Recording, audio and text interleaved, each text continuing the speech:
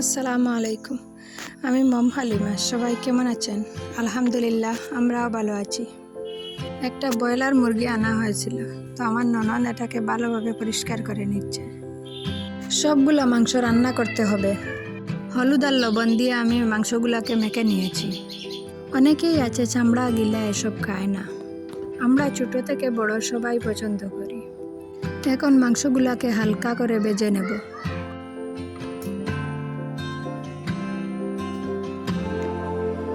বড় সাইজের কিছু আলু বড় বড় টুকরা করে কেটে নিয়েছি, সাথে একটা টমেটো দিয়েছি।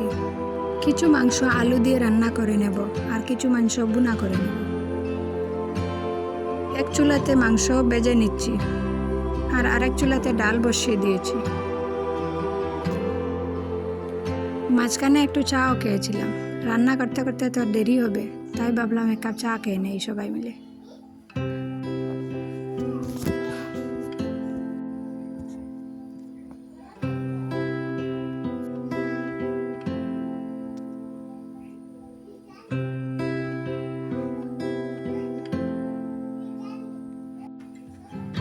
সবগুলা মাংস হালকা করে ভেজে নিয়েছি, তো এখন বুনাটা করে নেব। একটা কড়াই বসিয়ে পরিমাণ মতো তেল দিয়ে দিলাম। তারপরে তেলের মধ্যে 2 টুকরো তেজপাতা, 2টো এলাচ, দারচিনি আর লং দিয়েছি। এখন পেঁয়াজ কুচি, আদা বাটা, রসুন বাটা দিয়ে ভালো করে নেড়ে চেড়ে নেব। পেঁয়াজের মধ্যে আমি লবণ দিয়ে দিই, কারণ পেঁয়াজটা তাড়াতাড়ি ভাজা হয়ে যায়। তারপর দিয়ে দিব 1 চামচ হলুদের গুঁড়া, আর 2 চামচ মরিচের গুঁড়া, আর 1 চামচ জিরা গুঁড়া, আর 1 চামচ ধনে গুঁড়া দিয়ে ভালো করে কষিয়ে নেব। এখন টমেটোটা দিয়ে দিলাম, দিয়ে আবার ভালো করে কষিয়ে নেব। এখন আমি মাংসগুলোকে কড়াইয়ে দিয়ে দিলাম। পাশের চুলাতে গরম পানি করে নিয়েছিলাম।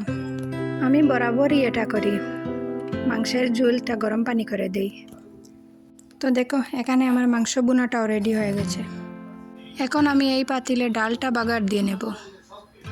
ডালটা সিদ্ধ করার সময় আমি পেঁয়াজ কেটে দিই ডালের মধ্যে। তারপর তেল আর রসুন দিয়ে আমি ডালটা বাগার দিয়ে নেই। তো 4-5টা মরিচ দিয়ে নামিয়ে নিলাম।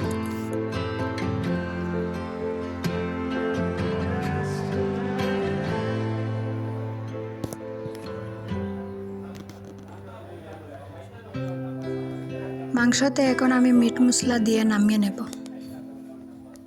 তো দেখো, মাংসের কালারটা খুবই সুন্দর হয়েছে।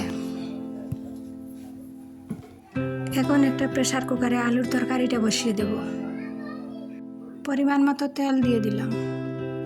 তারপর আদা রসুন বাটাও দিয়ে দিলাম, দিয়ে পেঁয়াজ কুচিও দিয়ে দেব। পরিমাণ মতো লবণ দিয়ে দিয়েছি। তারপর মশলার উপকরণগুলিও দিয়ে দিলাম, দিয়ে ভালো করে কষিয়ে নেব। কিছুক্ষণ কষানোর পর মাংসগুলিও দিয়ে দিলাম।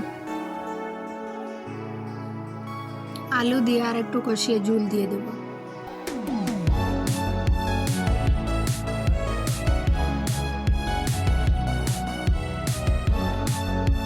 তো এই তো আমার সব রান্না বান্না করা হয়ে গেছে। আজকের ভিডিওটা এই পর্যন্ত। আল্লাহ হাফিজ। আসসালামু আলাইকুম।